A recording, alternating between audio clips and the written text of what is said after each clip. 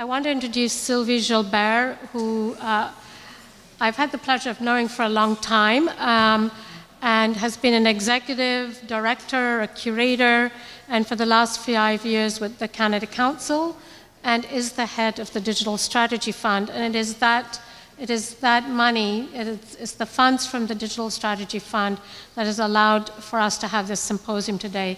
So a big thank you to the Canada Council, and please welcome Sylvie Gilbert.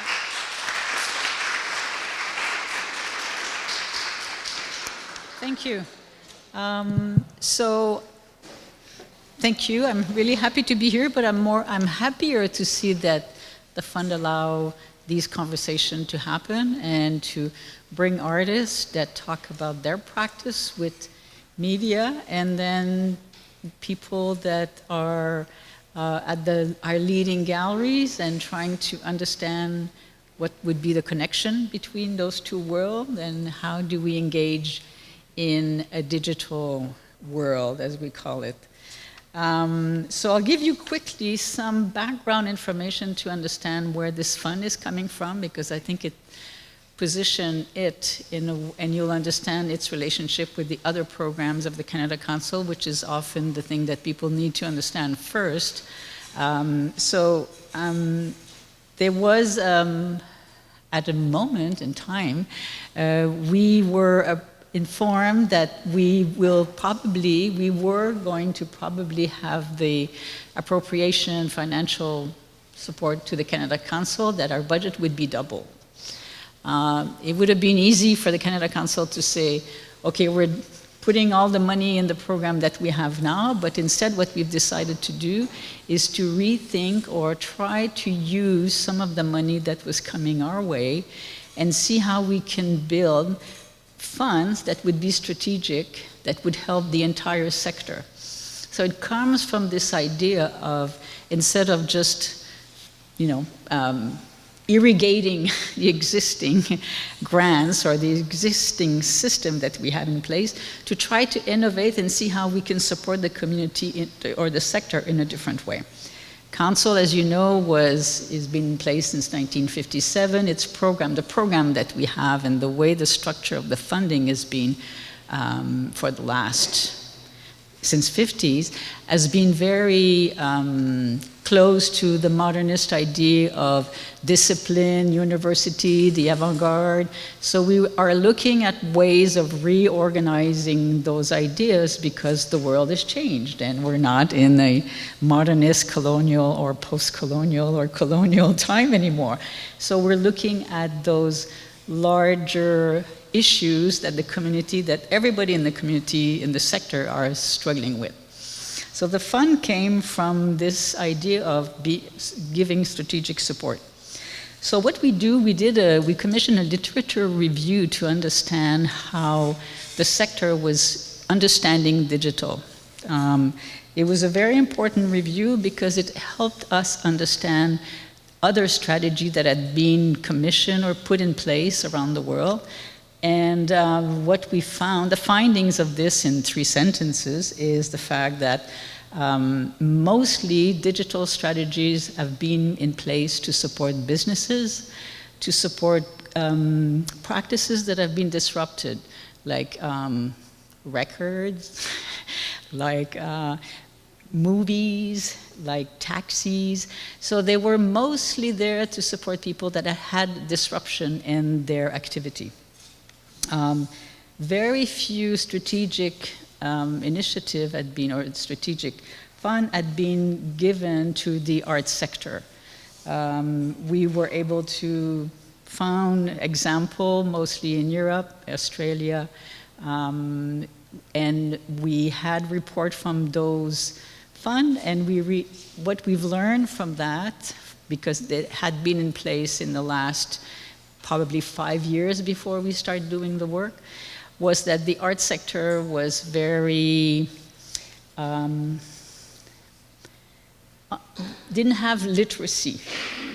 What it means is that the sector did not really understand, or did not really came to understand how the digital world was working. There was no relationship with the digital world because these sectors had not been disrupted from the technology. It was mostly a practice by the artists. It was not the practice from any larger or small organization. What we've also learned from that was that we needed to look at how people were using digital within the community. So we did a survey. What we've learned from the survey was that mostly organizations think, when they think digital, they think marketing, they think website, they think Facebook, they think, and that's it. Artists think of tools to create. Very few people were engaged in the idea of a digital environment and how digital has affected the people they're in conversation daily with. So it was very important for us to be able to be strategic and do an intervention to allow that discussion to happen. So the fund, we did a summit. We brought together 300 people from the country. We did a summit, and we had like different experience. We had digital experts, and we had the community, and we did different workshops to talk about data, to talk about semantic web, to talk about interoperability, what does that mean, to talk about design thinking, all the buzzword and the methodology that have been used in recent years to understand how to engage with that digital world. It was a fascinating moment for us to understand. In the meantime, we were preparing the fund and the design of the fund, and where we decided, based on the literature review, the survey, and the finding or the discussion we had during the summit, we also had a committee that worked with us to help us develop the fund and the summit. We identified 3 buckets, 3 areas of support. So digital literacy and intelligence, as we call it, was one of them. We wanted to support the community to understand, figure it out, give them money so that they can organize themselves and understand. We want the arts sector to be aware of what it means, to really understand what's at stake, what are the issues, what are the obstacles, what are the opportunities, what's wrong, what's right, what does it mean for them as organization, what does it mean for them as people in the sector. And we identify also the relationship with citizen, how we need to reimagine, rethink, reshape, reinvent, whatever we need to say, how important it is to interact and engage with citizen in a way that's slightly very different now, because we have, as our colleague mentioned this morning, different way of behaving, different, as we know, the society has changed. So how do we do that as arts organization? How do we engage with people? And the other bucket of funding is, once you become literate and you understand how the digital world works, you have you start developing different types of engagement with citizens. How will this affect and how will this change the way your organization is structured? So we're supporting, understanding, trying to do things, and then changing the models that you have. So it's a fund that's a bit, my colleagues say it's too complicated. Some people don't see any advantage to this fund. But as we speak and as we understand and as we present the fund, more and more people understand why it's there. It's there as it's got a systemic approach to the sector. We're not looking to support specific practice, specific groups of people. We're there to really get the sector to give them money, to have the time to learn, to try, to think, to fail, to really engage with that idea of a digital society. What it means for the arts sector to be in a digital society. How is this affecting the work that you do as an artist, not when you create, but when you sell your work or when you engage with your association, when you work with other artists, how the digital world or the environment, digital environment is affecting the way you work as artists, as collective, and as organization. So this is in a nutshell what the fund does. We've had one competition. There's three, I'm talking about the three buckets. We call them component. So we have a literacy component that is there to support all kinds of, the symposium today was funded by the literacy component, where you bring people to learn. People can use the literacy to even look at something very specific they don't understand. They don't understand what semantic web means. It's fine, you can apply to the fund to bring people, to bring experts, to meet with your colleagues, to develop the skill that you need to really understand how the web works today, if that's something that is of interest to you. You can even, if you don't even understand that, you can even have a meeting, or you can bring people to discuss what does it mean to live in a digital society. So we're not orienting how to come to the fund, we're just providing those very loose ideas because we want the community, we want the solution or the interrogation, or we want the sector to really be thinking about that. We don't want to tell them, oh, here's money for you to develop your web or to upgrade your web so that it's a semantic web, or here's money for you to tag your work. We don't want to do that because we want the community to decide that this is the most important thing for them. And if we invent a program, or if we set up a program that's very specific to artists tagging their work, what we'll have is artists tagging their work. And we will not create an environment where people can decide to tag their work and do other things. So it's a very open-ended bucket of access to research, thinking, doing things, failing, practicing, rethinking how you engage with citizens, how you behave in a digital society. We have done a lot of work in the last year since the last competition. We've provided different tools to the community. We have a blog post online where it's almost like Digital 101, where we explain why we ask people to collaborate, because we want people to network, to try to come together with a colleague so that they could form networks. We want people to also use accessible open source to be able to share the information that they have, that they collect, to share their data. We want people, most organizations don't even know they produce data. It's mind-boggling, and so people don't know who they are in a digital world. They have no idea. Some organizations do, but small organizations don't know. They don't want to engage with that because they're busy doing other things. So people, where am I going with this? The idea is that we are providing that support for people to do that work. We're giving a lot of money because we know it's expensive. It costs money to engage with the digital. It costs a lot of money to hire people.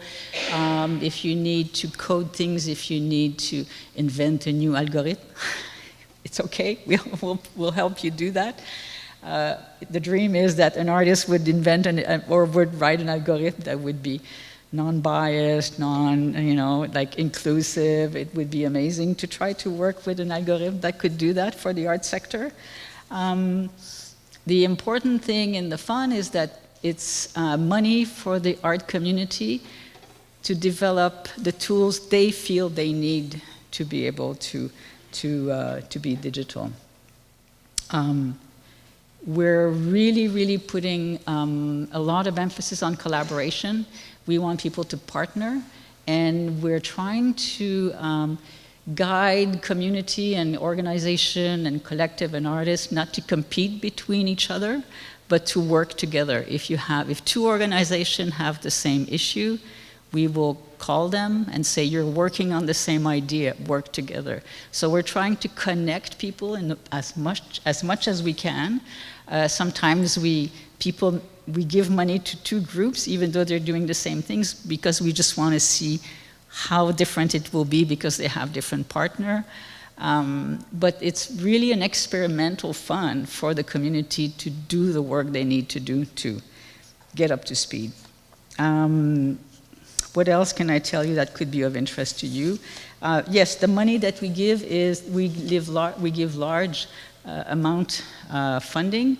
We also give up to 85% of the cost of a project that you want to do, because we know that organization, if we give just a little bit of money and people have to bring to the table a lot of money to be able to do these projects, they won't do it. They don't have the staff, they don't want the money. It's not the priority in a lot of organizations to deal or to engage with a digital society.